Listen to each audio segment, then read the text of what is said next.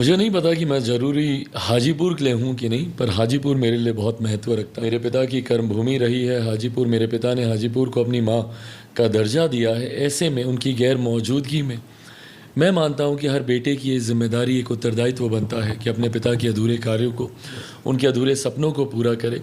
इसी सोच के साथ मेरे पिता के जाने के बाद उनकी इन जिम्मेदारियों को अपने कंधे पर लेने का ये मेरा प्रयास है।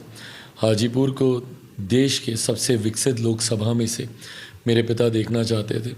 ऐसे में कई कार्य उनके द्वारा जो अधूरे रह गए हैं, उनको पूरा करने की सोच के साथ मैं हाजीपुर जा रहा हूँ। तो ऐसे में हाजीपुर मेरे लिए ज़रूरी है, और हाजीपुर मुझे कितना ज़रूरी समझता है ये 4 तारीख को पता चला। हमारा पहला सवाल हाजीपुर को लेकर ही होगा सर, कि हाजीपुर के लिए चिराग पासवान क्यों है ज़रूरी?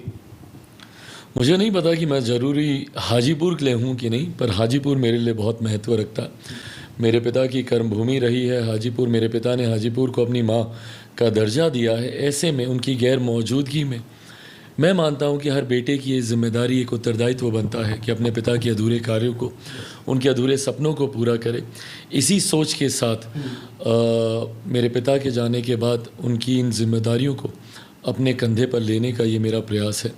हाजीपुर को देश के सबसे विकसित लोकसभा में से मेरे पिता देखना चाहते थे।